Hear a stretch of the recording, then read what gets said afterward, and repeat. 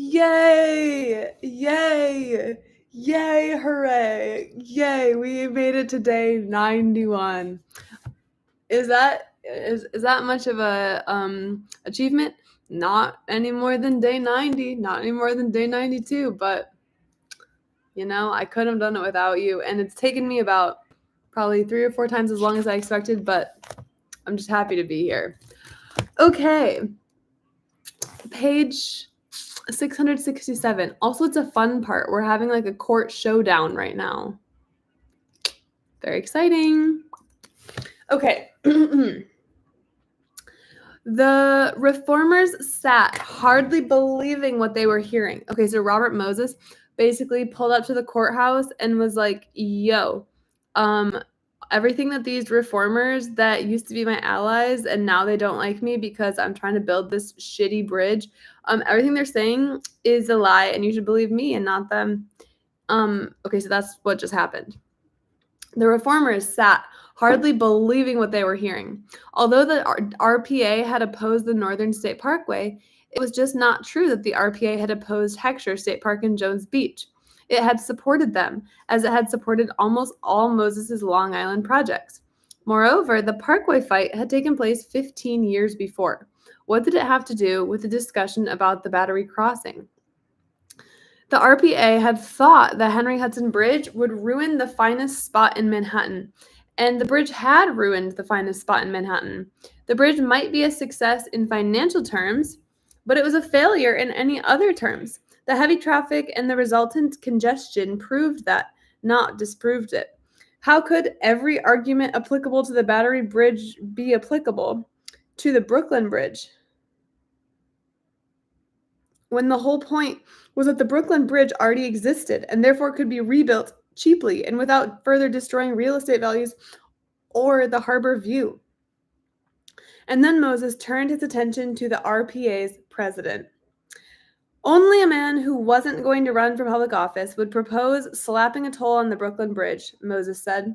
No man in his right mind would do that. It was, he said, all right for Mr. McAnany to make such a proposal. He's not going to run for public office again. He turned and glanced at the wrinkled old man sitting behind him. He's an extinct volcano, Moses said. He's an exhumed mummy. That's crazy to say. This is crazy to say. This feels like a wow. So we're just coming. Robert Moses is in the middle of a courtroom, and he just called this guy who's a senior citizen, an extinct volcano, an exhumed mummy. This time there were neither boos nor cheers in the council chamber. There was only silence, unbroken until Moses began to speak again. If there was an argument raised that he answered directly, I don't remember it, says one of the reformers present that day.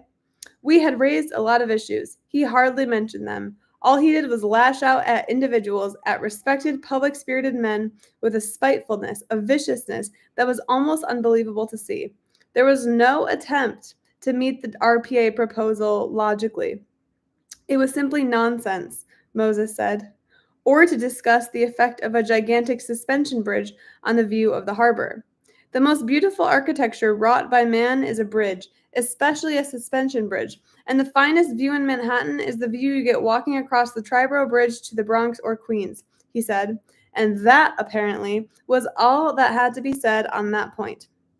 As for the argument that the bridge would ruin Battery Park, the park was no beauty spot anyway, he said. If McAnany was so interested in it, why hadn't he done something for it when he was in office? Those arguments that he did answer, he answered with lies. The proposal that the tunnel authority build the crossing, Moses said that the tunnel authority had built the Queens Midtown Tunnel so incompetently that the tunnel authority will be busted when it's finished. Washington knows that, and I know it, said Moses. The city was going to have to step in and rescue the tunnel. The tunnel authority was actually bringing in the tunnel far under cost. When it was finished, the authority would, far from being busted, have a surplus of more than $4 million. And Moses, who had been doing detailed analyses of its financing, must have known this. The need for a city contribution for the West Side Highway and East River Drive's extensions? Colossal effrontery. This is a quote from Moses. Colossal effrontery. The Citizens Budget Commission fellows' figures are just beyond me. I don't know where he got them, but Moses must have known precisely where he had gotten them. The key arguments Moses didn't answer at all. He gave no explanation of where he obtained the disputed figures for the tunnel, and as for the bridge, all he would say was, I have built many bridges, both over water and over land, and I know what the costs are. We are letting contracts every day for the same kind of work, and when we give you an estimate, it is accurate and our reputation is behind it. The councilman could take his figures or leave them, he seemed to say. The councilmen and the city they represented could take or leave his whole proposal, he made clear. When one ventured to ask him why he objected to a delay to give time for the alternatives to be studied, he put it to them straight. This is a showdown project. Either you want it or you don't want it. And either you want it now or you don't get it at all. Okay? He was giving the city an ultimatum. The city could either take his proposal or leave it. He wasn't going to waste his time discussing it. And the councilmen took it. Without leaving the council chamber, hastily putting their heads together, the men who had been contacted the night before by LaGuardia or by Steingut or by Cruz voted unanimously to release the home rule message from the committee immediately, without even an hour's study, and to send it to the full council for a vote the following morning. Moses snatched his yellow legal pad off the desk and stalked out of the room, his aides scampering behind him. There was a broad smile on his face. The rest of the audience left the council chamber more slowly. As they filed out, many of them came over to McAnany and touched his shoulder consolingly. McAnany just got called, who's apparently a little bit old. Moses was like, this guy's an exhumed mummy and extinct volcano. Okay. Burlinghan, hobbling over on a cane, put his arm around him and whispered something in his ear. But consolation was not easy. Years later, Comptroller Joseph D. McGoldrick, explaining why he was afraid of Robert Moses, would tell the author, I was there that day, sitting in the audience, when he said that to George McAnany. Mr. McAnany was old and wrinkled and very shrunken by that time, And when Moses called him an exhumed mummy, I saw the expression on his face. I saw it. I was afraid of him. Oh, okay, it's sad, but it's also so funny. Other reformers would later describe their overriding emotion at Moses' philosophy and tactics as shock. They had no justification for such an emotion. There was nothing new about that philosophy or those tactics. The insistence that his proposals be viewed only in isolation, that each be viewed strictly as an attempt to solve a particular limited problem by creating a particular structure of concrete and steel, that it not be evaluated in terms of the needs of the city as a whole. The need for a bridge, for example, weighed against the need for schools and hospitals. Or even as part of a larger problem of which the specific problem was only a part. A traffic moving machine like a bridge evaluated in terms of the city's overall traffic moving problem, and especially not in terms of its impact on the surrounding neighborhood, was the same insistence that had underlain the public works he had been building in their city for 5 years. Moses had used these same arguments in arguing for a dozen other projects, most of which the reformers had enthusiastically supported. If they had ever taken a close look at those projects, had ever examined them with the same care with which they examined the Brooklyn Battery Bridge, they would have seen that this philosophy lay behind them. They were shocked now, only because they had never bothered to take such a look. As for the vicious personal attacks, Moses had been making vicious personal attacks for years, actually. The only difference was that this time the target was them, and they therefore saw how unfair the attacks were. Previously, they had laughed indulgently at Moses' propensity for personal vituperation, regarding it as a harmless idiosyncrasy, perhaps when one took into account all the crooked politicians, hack bureaucrats, and selfish private individuals with whom Moses had to deal, even admirable. In that laughter and that indulgence was a feeling that Moses' methods, however distasteful, however antithetical to their principles, were justified by the difficulties he had to surmount to get things done. But in the Brooklyn Battery crossing fight, other reformers could not avoid taking a good look at one of Robert Moses' controversies, and at Robert Moses. They could no longer avoid seeing precisely what kind of man they had for so long believed in. The Battery Crossing fight was the moment of truth in their relationship with Moses. After supporting him for years in a score of battles, after sacrificing over and over again the principles so dear to them in his support, after helping to raise him to power and helping to keep him in power, they saw him at last for what he was. And they realized that he was not the embodiment of everything they believed in, but its antithesis. If, for the 20 years before the fight, the good government organizations of New York City had supported him, for the 20 years after the fight, those organizations would oppose him. The Battery Crossing fight was also the moment of truth for the reformers in another respect. It made them see that their opposition no longer mattered to Moses. They had played a vital role in his acquisition of power in the city. Quite possibly, in fact, he could not have acquired that power without their help. But he had taken that power and used it to acquire more and more of it. And now they suddenly realized he had enough of so much of it that they could not take it back from him, could not, in fact, stop him from the absolutely untrammeled use of it. I never use the word untrammeled. Should I? I don't know. Maybe I will. He no longer had to be concerned with their opinions, and he wasn't concerned with their opinions. They were the city's aristocracy. They had always had a voice, an important voice, in decisions vital to the city, a voice that was important to them because they cared about and loved the city. But in the areas that Robert Moses had carved out for his own, they would have a voice no longer. And neither would the city. For if the Battle of the Battery Crossing was a moment of truth for the reformers, it was also, although no one recognized it as such, a moment of truth for New York. It was not, of course, only the reformers who opposed Moses' proposal, or at least the haste with which he was trying to ram it through. Also in the opposition were most of the city's most important elected officials, right up to the mayor, and speaking with a virtually unanimous voice, the city's press. Always before, elected officials, backed by the press, would have possessed more than sufficient power to at least get a few weeks' time to study a proposal if they wanted to study it. But they possessed such power no longer. The city had a problem that desperately needed solution. It had no money to solve the problem itself. Moses had the money. And if the city wanted a solution, it would have to accept his solution, or none at all. That was the narrow limit of its choices, which was really no choice at all.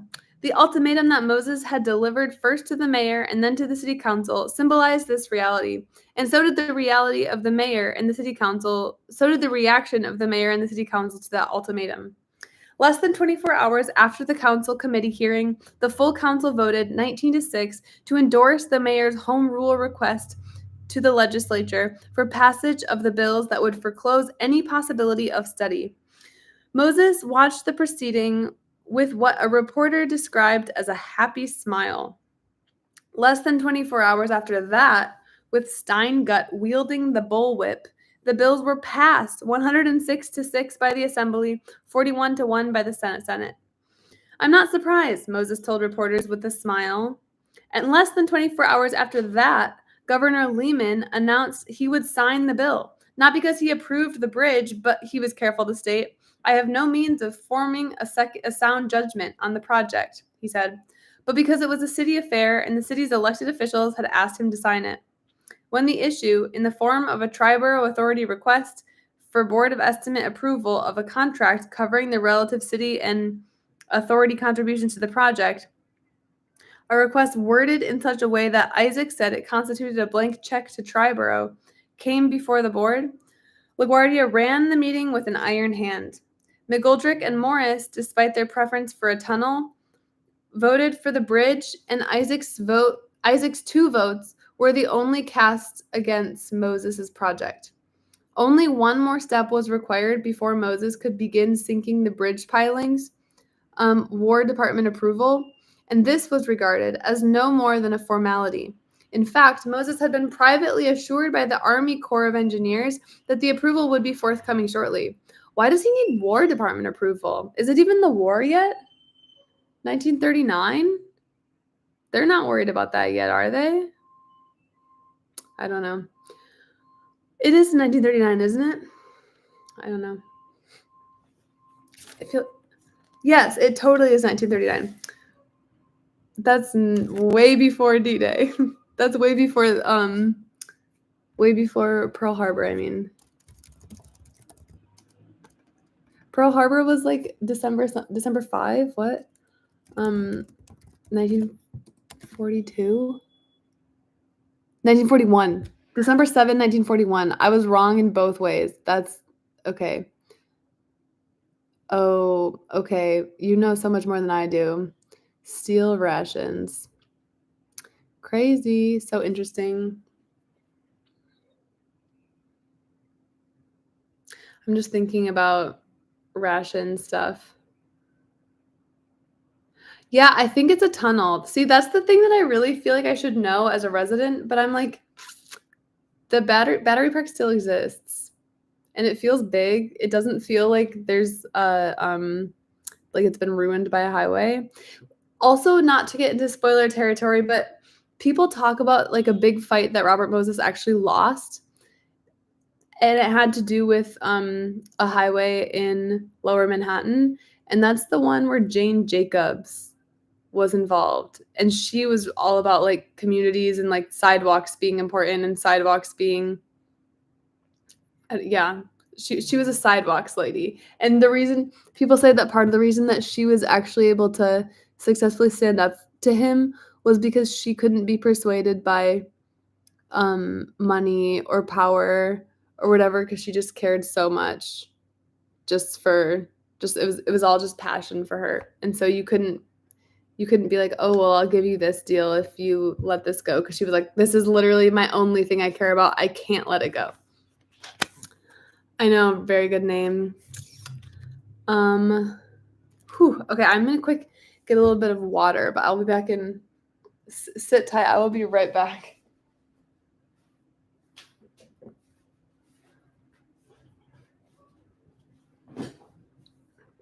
Wow, I hope you didn't get too bored. Okay.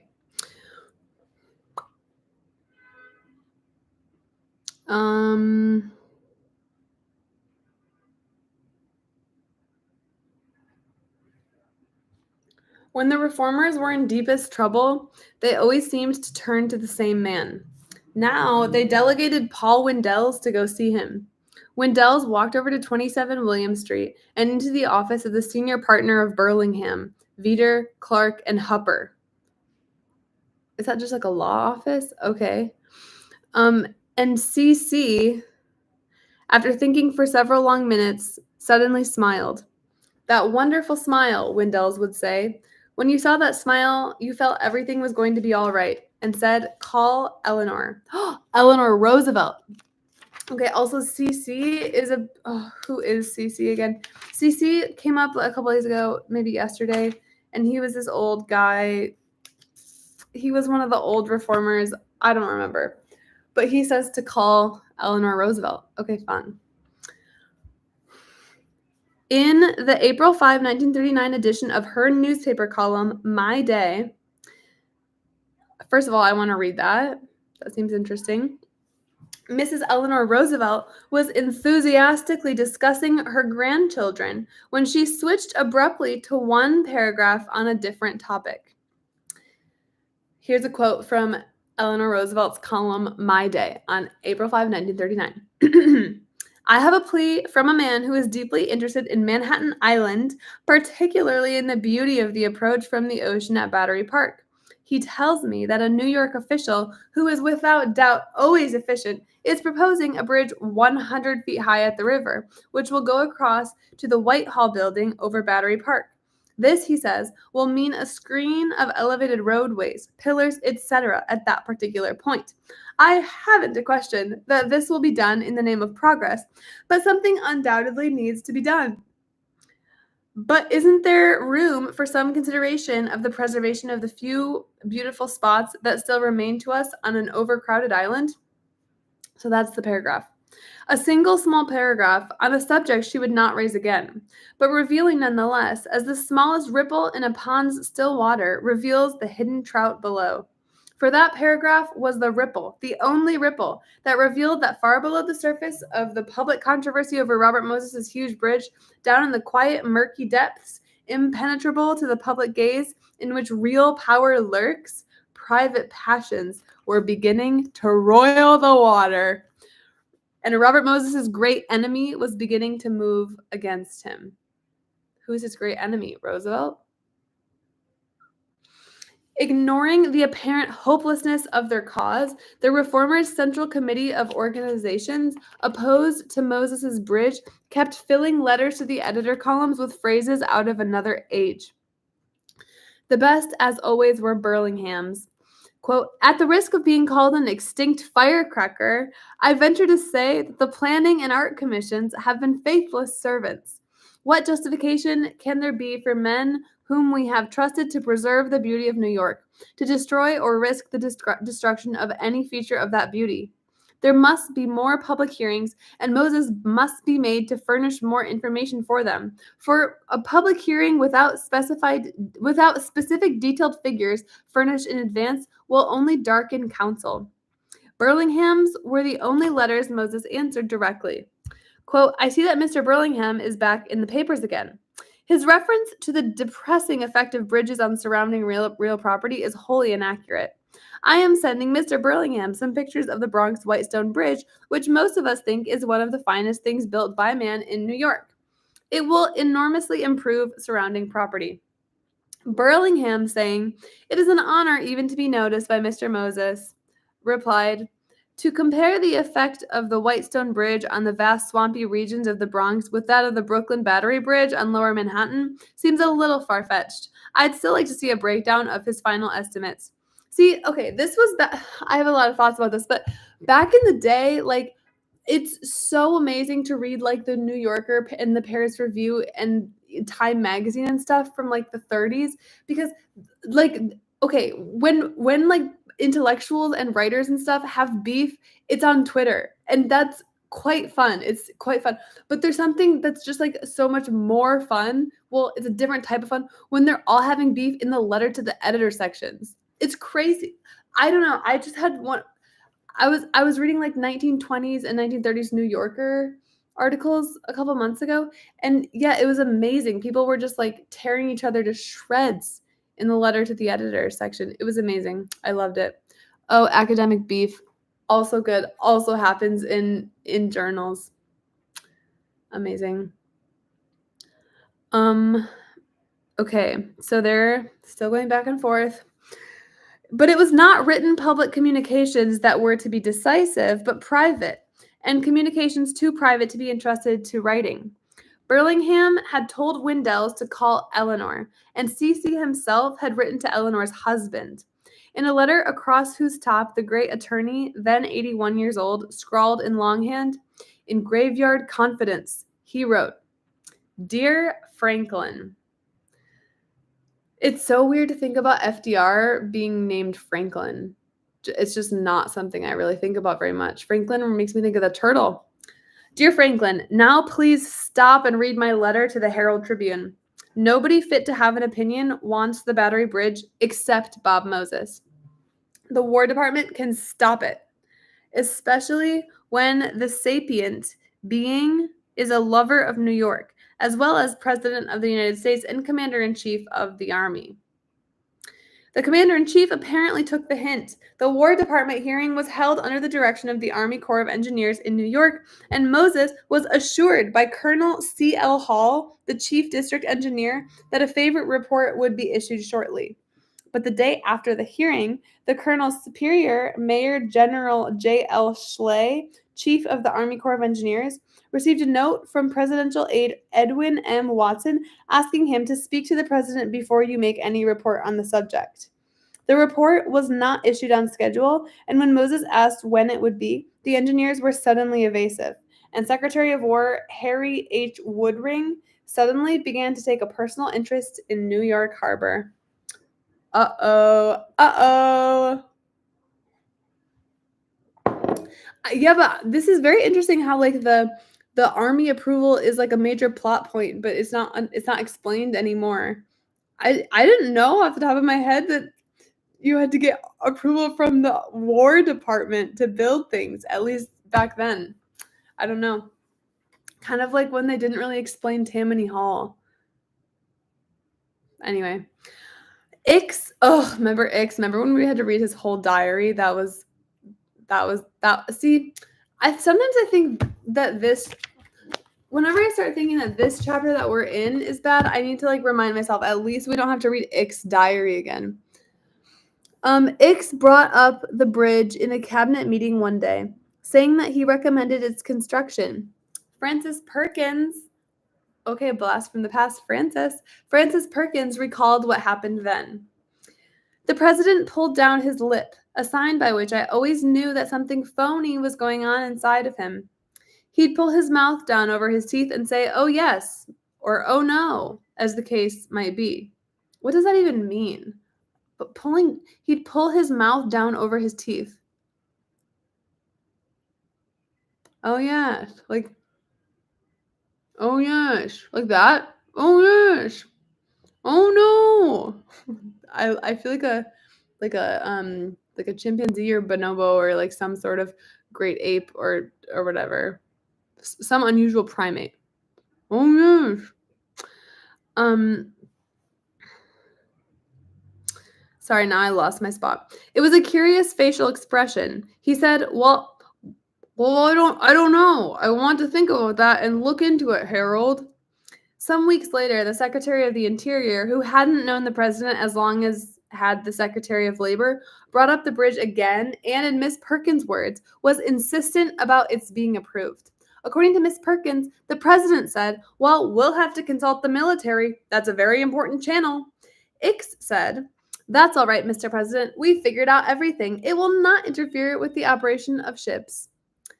But all the president would say was, "Well, I'd like to think about it." Ix finally caught on. Miss Perkins relates. Ix said to me, "The president is going to kill this. He's going to kill this wonderful project. I wish you'd speak to him. I wish you'd argue it out with him." I said, "Well, how's he going to kill it?" "He's getting the military to condemn it." I said, "Are you sure?" "Yes," he said. "I know. I have evidence. He's telling the military to say that it interferes with the navigable streams, and it doesn't. Not at all. It's all been thought out. It's just that he hates that Moses. God knows Moses hates him, but I should think that we could build a bridge without regard to that." Oh, I love the Roosevelt Moses beef. This is just delicious. I think I'm probably going to stop here so that I have something fun to start with tomorrow. Oh, and then this chapter's almost done. Look at this. There's only 1, 2, 3, 4 pages left. And then there's the chapter that's called Revenge. And it starts with a quote by Francis Bacon. "A man that studieth revenge keeps his own wounds green." I don't even know what that means. Green as in like green as in like a bruise, or green as in like super infected? I guess neither is good.